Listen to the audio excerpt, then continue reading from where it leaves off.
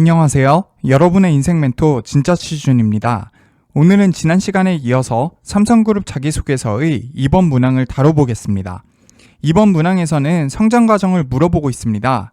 성장 과정, 다른 기업에서는 좀처럼 물어보지 않는 내용이니까 처음 보면 참 당황스럽죠. 오늘 제가 작성 방법을 구체적으로 알려드릴 테니 걱정 마세요. 그럼 바로 시작해보겠습니다. 먼저 문항부터 읽어볼게요. 본인의 성장 과정을 간략히 기술화돼 현재의 자신에게 가장 큰 영향을 끼친 사건, 인물 등을 포함하여 기술하시기 바랍니다. 성장 과정과 현재의 자신에게 가장 큰 영향을 끼친 사건, 두 가지가 눈에 들어오죠. 일단 성장 과정 하면 출생, 학교, 학창시절 이런 것들이 떠올라요. 그래서 쓰라면 쓸 수 있을 것 같은데 이런 거 쓰는 거 맞나? 하는 의심이 들죠. 반면에 자신에게 가장 큰 영향을 끼친 사건은 딱히 생각나는 사건이 없어서 쓰기가 힘들어요. 살면서 한 번도 이런 질문에 대해서 생각해 본 적도 없는데 글로 쓰라고 하니까 당황스럽죠. 그래서 고민하다가 대부분의 지원자들이 택하는 전략은 바로 이것입니다. 그냥 다른 기업 자소서 쓸 때와 비슷하게 똑같이 쓰는 거예요. 1500자를 2분할 또는 3분할해서 자소서 소재로 생각해 놓은 있어 보이는 경험들을 채워 넣는 거죠. 전공 프로젝트, 동아리, 학부연구생, 공모전 같은 경험들 말이에요. 분명히 성장 과정과 자신에게 가장 큰 영향을 끼친 사건을 물어봤는데 이렇게 쓴다는 건 이 질문을 본인들이 해석하고 싶은 대로 해석하고 있다는 겁니다. 성장 과정에 대해서는 기업에서 궁금한 건 내가 전공 역량을 습득한 과정이니까 옛날 얘기는 필요 없어. 그리고 가장 큰 영향을 끼친 사건에 대해서는 이런 전공 관련 경험이 내 역량을 쌓는데 가장 큰 영향을 끼친 게 맞아 라고 합리화해버리죠. 이렇게 결정하는 배경에는 취업 전문가들과 선배들의 잘못된 코칭도 한몫하고 있고요. 어쨌든 삼성 2번 문항을 사실상 복사 붙여넣기 식으로 작성하게 되면 다음과 같은 문제가 있습니다. 1. 첫 번째는 성장 과정을 쓰라고 했는데 안 쓴 거예요. 기본적인 의사소통이 잘 안 되는 사람이라고 생각하겠죠. 2. 본인 인생에서 가장 큰 영향을 끼친 사건을 물어봤는데 인생에 가장 큰 영향을 끼친 사건 맞나요? 여러분들이 쓰는 내용을 요약하면 죄다 본인이 무언가를 잘 해서 성공적으로 마쳤다는 건데 이게 가장 큰 영향을 끼친 사건 맞냐는 거예요. 3.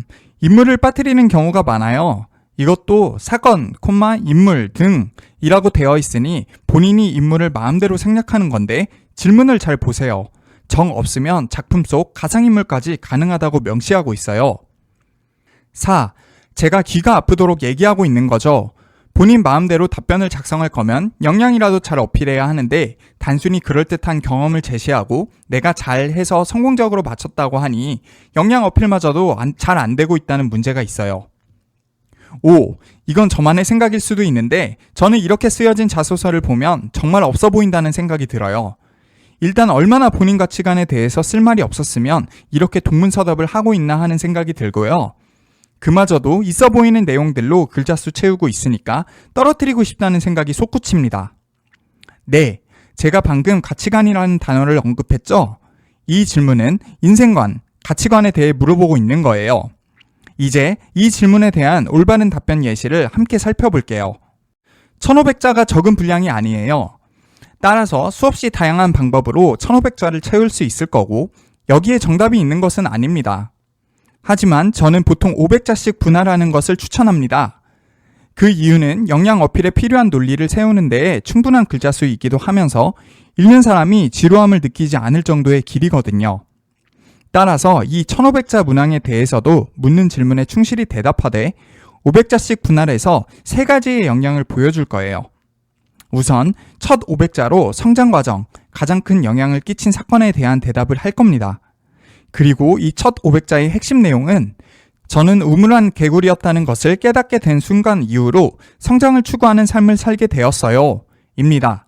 두 갈씩 구조로 작성해야 하니까 소제목과 첫 번째 문장이 이 핵심 내용을 표현하고 있어야겠죠. 이어지는 문장에서는 작은 동네에서 1등이었던 저는 큰 도시의 고등학교로 진학하면서 꼴찌가 되었다. 안주하는 삶을 살았던 자신이 부끄럽게 느껴졌고 그 이후로는 성장하는 삶을 추구해왔다.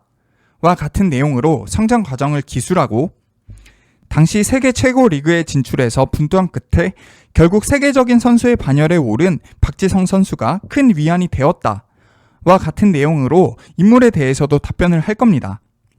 이 내용들을 유기적으로 연결해서 500자를 작성한다고 하면 아마 500자가 부족하면 부족했지 너무 많다고 느껴지지는 않을 거예요. 그런데 잘 보면 신기합니다. 왠지 쓰면 안 될 것 같은 중고등학교 때 얘기를 하고 있고 중요한 인물로 전공하고 관련 없는 스포츠 스타 박지성 선수를 꼽았는데도 이 500자가 굉장히 매력적으로 느껴지거든요. 그 이유는 역량을 어필하고 있기 때문입니다. 그리고 여기서 그 역량은 바로 성장을 추구하는 자세예요. 이렇게 매력적인 답변을 쓰기 위해서는 이 팁들을 적용해 보세요. 1. 우선 나의 가치관 형성 과정을 쓰는 거예요. 질문에 부합하게 가치관 형성에 영향을 미친 성장 과정과 특정 사건이 간략히 기술되어야겠죠. 2. 이때 기술하는 가치관은 당연히 직무 역량으로 간주될 수 있는 것이어야 합니다. 저는 사실 일보다 가정을 중시하는 사람이에요. 하지만 이러한 가치관은 전혀 언급하지 않았죠. 직무 역량으로 간주되기 힘든 내용이니까요. 3. 인물에 대한 질문에 대해서는 본인이 추구하는 인생의 방향성과 일치하는 인물을 떠올려서 작성하면 됩니다. 인물에 대한 내용은 안 쓰는 것보다 쓰는 게 훨씬 더 좋아요. 제 가치관이 얼마나 확고한지 보여줄 수 있거든요. 이 모든 내용을 압축해서 쓴다면 500자를 넘길 수도 있습니다. 나의 역량 어필 과정이 논리적이고 매끄럽다면 상관없어요. 하지만 너무 길어지지 않게 주의해야 하는 이유가 있습니다. 나의 가치관 형성 과정과 무관한 나의 학창시절 얘기, 박지성 선수가 고난을 극복한 구체적인 과정에 대한 얘기를 지나치게 길게 쓰는 분들이 있기 때문이에요. 이 질문에서 요구하는 내용이라고 볼 수도 있지만 나의 직무 역량과 관련이 없는 내용들은 짧게 작성해야 읽는 사람이 지루함을 느끼지 않는다는 것을 명심하세요.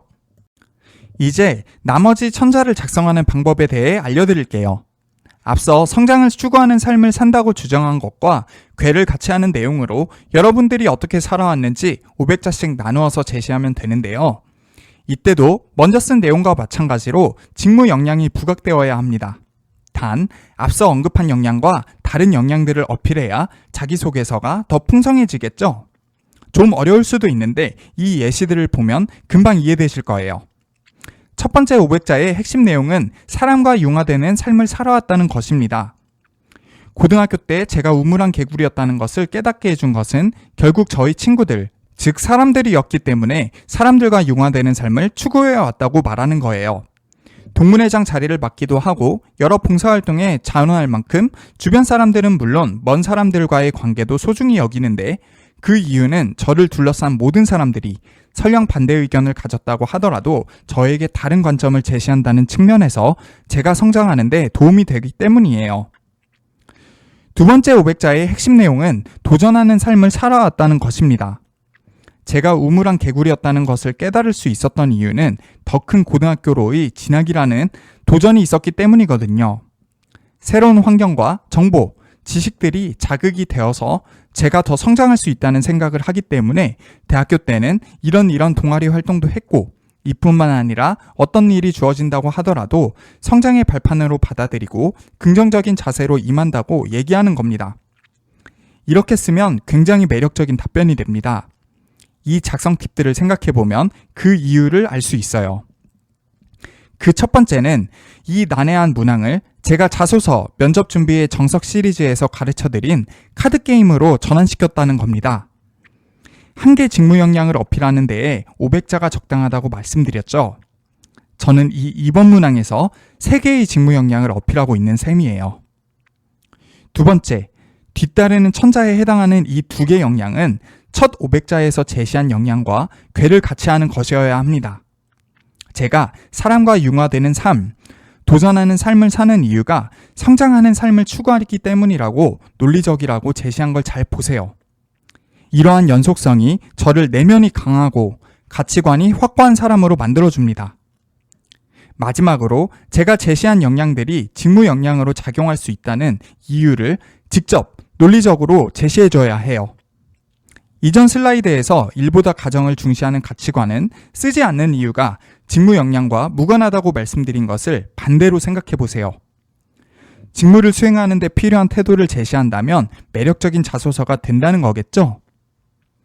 이 글을 읽는 사람들은 반대 의견까지도 성장의 자양분으로 삼는다는 내용을 통해서 제가 팀원들과의 갈등에 어떻게 반응하는지를 가늠할 수 있고, 어떤 일이든 주어진 일에 긍정적인 자세로 임한다는 내용을 통해서 제가 어떤 일이든 열정적으로 따르는 사람이라는 인상을 받을 수 있습니다.